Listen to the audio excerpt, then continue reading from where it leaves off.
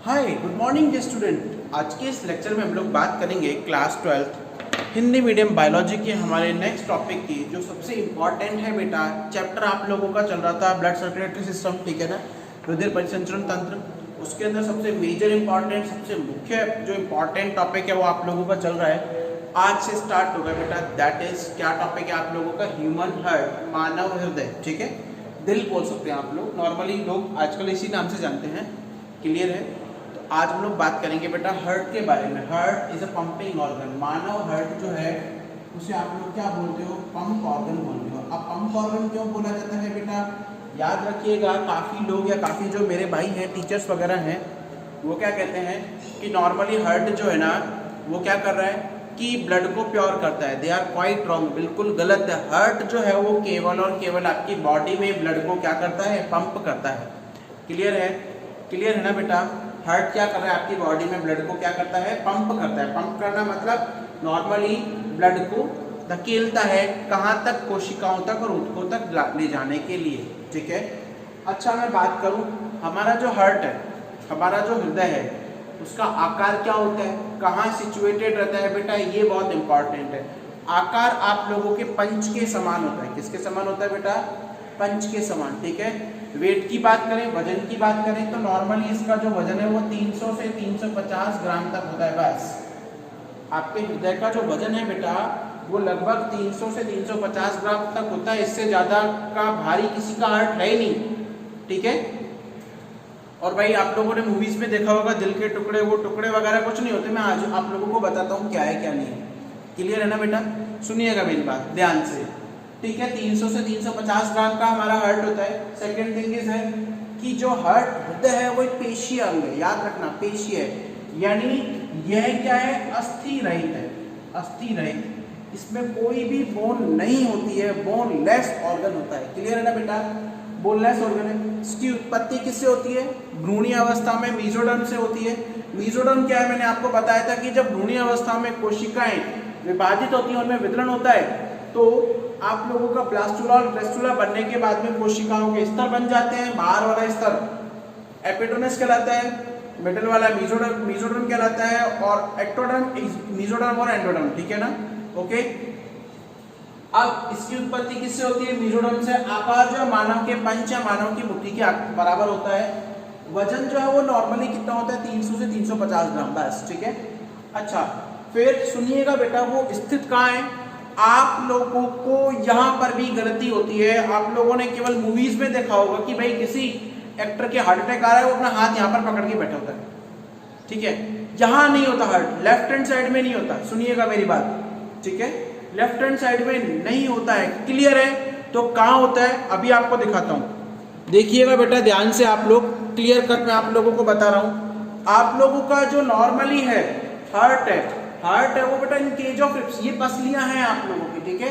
पसलियों के बीच में ये आप लोगों की दोनों पसलियों को जोड़ने वाली जो, अब यहाँ पर फेफड़ा होता है, यहाँ पर दूसरा फेफड़ा है, ठीक है। अब दोनों पसलियों को बीच को जो जोड़ने वाली ये हड्डी है बेटा स्टर्नम, ठीक है। इसे आप लोग ओरोस्थी बोलते हो। आप लोग अपने हाथ भी लगा सकते हो।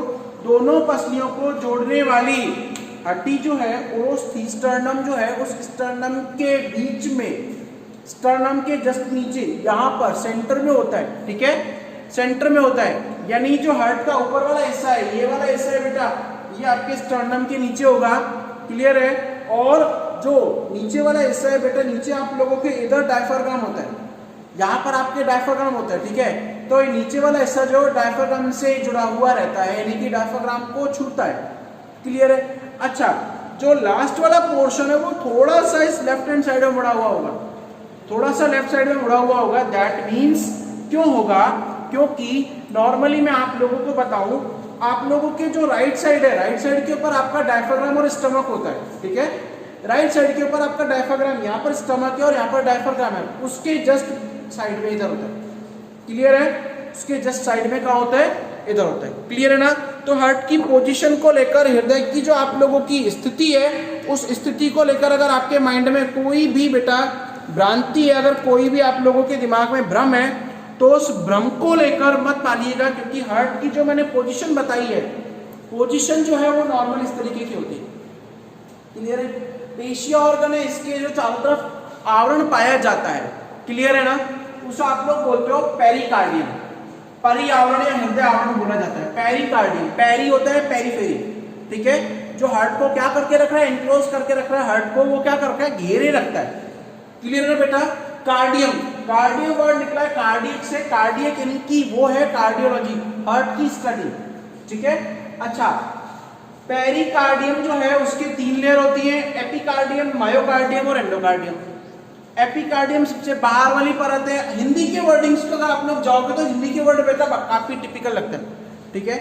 एपिकार्डियम सबसे बाहर का है, जो फाइब्रस लेयर होती है। कैसी लेयर है, फाइब्रस लेयर, फाइबर के फॉर्म में होती है, क्लियर है। फिर आता है आपका मायोकार्डियम। मायोकार्डियम जो मिडिल लेयर है, जो क्या होती है, पेशी है, मस्कुलर और बहुत हैवी लेयर होती है, ठीक है बेटा, मस्कुलर और हैवी लेयर होती है।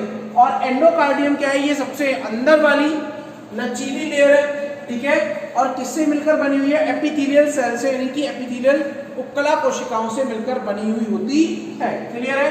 तो ये अच्छा, अब इन जो ये आप लोगों की जो सेल्स की लेयर है, इसकी वॉल लेयर है, जो इसके भित्ति की परत है, उन भित्ति की परतों के बीच में बेटा जो लिक्विड बना रहता है, द्रव बना रहता है, उसे आप लोग बोलते हो पेरिकार्डियल फ्लूइड, ठीक है, परिआवरणी द्रव। काम क्या होता है पर्यावरणीय द्रव का, याद रखिएगा, नीट के अंदर क्वेश्चन आया हुआ है। परिआवरण द्रव जो है नॉर्मली वो हृदय की सुरक्षा करता है।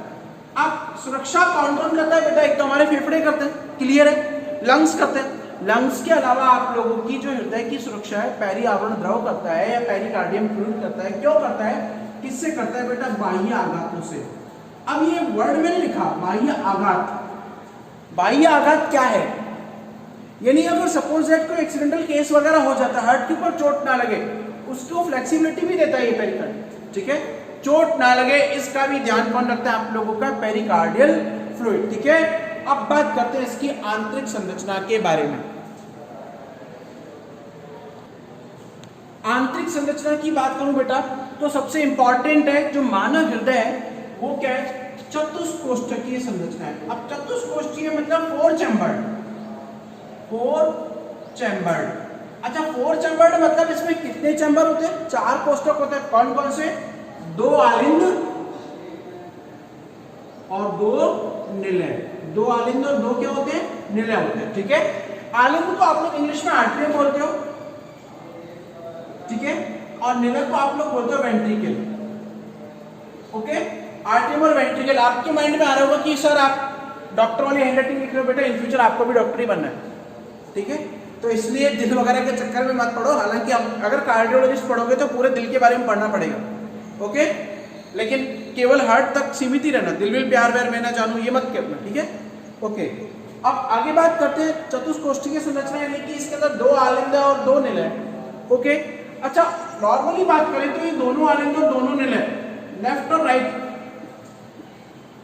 भाई दाएं और बाएं भाग में जो होता है, तो बाएं भाग में एक जोड़ा होता है, बायां आलिंद और बायां निलय, दायां आलिंद और दायां निलय, क्लियर है, बायां आलिंद बायां निलय और दायां आलिंद दायां निलय, ठीक है, ये तो हम लोगों ने पढ़ लिया।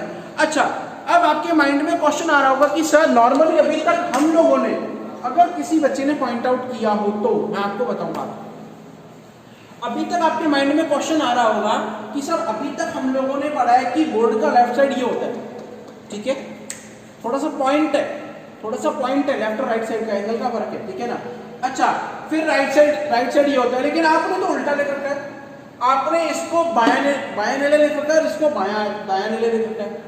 ऐसा क्यों बेटा, ये जो नॉर्मली है, अगर मैं आप लोगों को बताऊं, अगर 2D इमेज होती है, 2 डायमेंशनल इमेज होती है, और वो इमेज आपके सामने रखी हुई है, आप ऐसे बैठे और आपके सामने इमेज रखी हुई है, तो इसका जो लेफ्ट हैंड पोर्शन है, ठीक है, इसका जो राइट, यानी कि अगर आप इस तरीके से बैठे हैं तो इस आपका राइट मेरा लेफ्ट होगा, ठीक है, आपका राइट मेरा लेफ्ट होगा, यानी कि अगर हम लोगों का फेस आमने सामने है, ठीक है, हम लोगों का फेस आमने सामने है, अगर हम लोग बात करें कि भाई इस तरीके से है, तो ये वाला हिस्सा किसमें है, ये वाला हिस्सा किसमें, लेफ्ट में यहाँ पे, तो इस तरीके से, यानी कि मेरा जो लेफ्ट होगा आपका राइट होगा, आपका राइट होगा मेरा लेफ्ट होगा, क्लियर है ना। तो इस तरीके से, इसीलिए मैंने इसको यहाँ पर बायां पोर्शन लिखा है, दायां पोर्शन लिखा है, ठीक है, यहां तक समझ में आया, ओके। अच्छा, आलिंद और निलय दोनों को बेटा अलग कौन करता है? उसे आप लोग कोरोनरी सर्कस बोलते हो। यानी आप लोग आलिंद निलय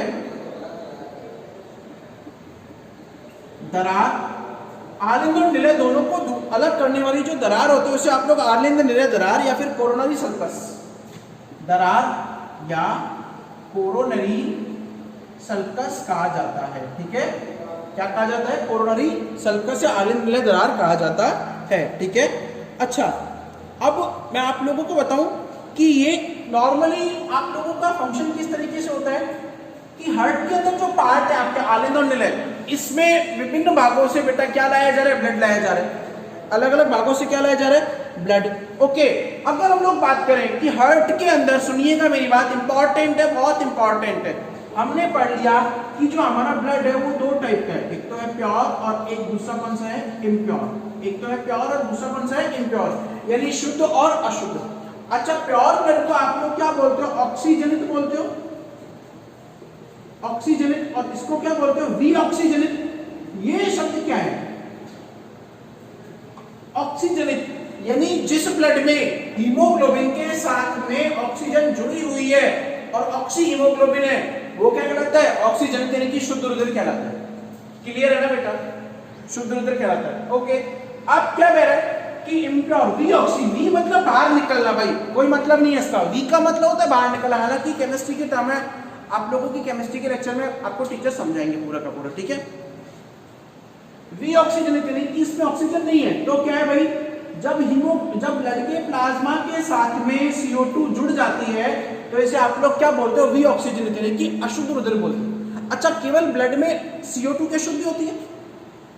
पते की बात है, क्योंकि काफी बच्चे क्या है कि नीट की तैयारी करते हैं, एम्स की तैयारी करते हैं, फाउंडेशन की तरफ जाते हैं। क्या ब्लड में केवल गैस की अशुद्धि होती है? नहीं, ब्लड में बेटा सॉल्युबल अशुद्धियां भी होती है। ठीक है, सॉल्युबल इंप्योरिटीज भी होती है। तो भाई गैस की अशुद्धियों को तो दूर कौन करता है? ब्लड की अगर गैस की अशुद्धियों की बात करें तो गैस की अशुद्धियों को तो दूर करने का काम करता है आप लोगों का कौन?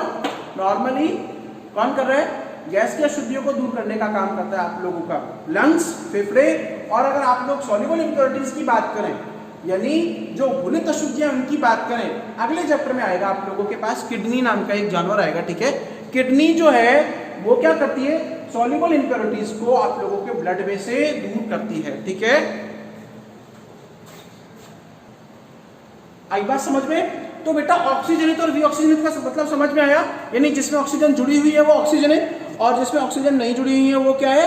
वीऑक्सीजनित। अच्छा, ऑक्सीजनित ब्लड कौन लेके आ रहा है वो सुनिएगा। ऑक्सीजनित ब्लड जो है वो हार्ट के बेटा लेफ्ट हैंड साइड में बहता है। कहां बहता है? लेफ्ट हैंड साइड में। ठीक है,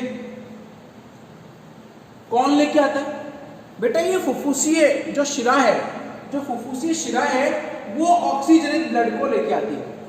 ठीक है, फुफ्फुसीय शिरा जो है वो ऑक्सीजनित ब्लड को लेके आ रही है। ओके, कहां से लेके आ रही है? लंग्स में से हार्ट तक। पल्मोनरी वेन, मैंने आपको कल जब ब्लड की वेन्स बताई थी तो मैंने दो अपवाद बताए थे बेटा। एक तो होती है फुफ्फुसीय शिरा और एक बताया था फुफ्फुसीय धमनी। ठीक है, मैंने बताया था कि नॉर्मली जो धमनियां हैं, धमनियों के अंदर बेटा प्योर ब्लड बहता है। ठीक है, और जो शिराएं हैं, शिराओं में क्या होता है? इम्प्योर ब्लड बहता है। लेकिन ये अपवाद है, फुफ्फुसीय शिरा जो है उसमें क्या होता है? प्योर ब्लड होता है, यानी कि ऑक्सीजन होती है उसमें। ठीक है, तो फुफ्फुसीय शिरा जो है वो ब्लड लेके आ रही है। देखो यहाँ पर क्लियर है। अब इस ब्लड को ये ट्रांसफ्यूज करती है कहां पर? बाएं भाग में। कहां पर ट्रांसफ्यूज करती है बेटा? बाएं भाग में। क्लियर है ना बेटा? ओके, अब बात कर रहे हैं आगे। ठीक है, फुफ्फुसीय शिरा बेटा ब्लड लेके आई और इसने कहां डाल दिया? इसको बाएं भाग में डाल दिया। क्लियर है ना बेटा? कहां डाल दिया? बाएं भाग में डाल दिया। ओके, तो याद रखिएगा आपका हृदय जो है उसके बाएं भाग में हमेशा शुद्ध रुधिर होता है और दाएं भाग में क्या होता है? अशुद्ध रुधिर। अभी ये आगे आप लोगों का दोहरा परिचरण आएगा, वो सुनिएगा मेरी बात। ऐसा क्यों होता है? क्योंकि नॉर्मली हमारी बॉडी की जो काफी अशुद्धियां होती हैं वो अशुद्ध रुधिर के अंदर होती हैं। अब मिक्स ना हो, इसीलिए हृदय के अंदर बेटा दोनों के अलग अलग रास्ते होते हैं। क्लियर है ना? क्लियर है। आगे देखिएगा आप क्या कह रहा है ये। हार्ट के बाद में नॉर्मली अशुद्ध रुधिर तो है वो कौन लेके आ रहा है? फुफ्फुसीय महाशिरा लेके आ रही है। क्लियर है ना?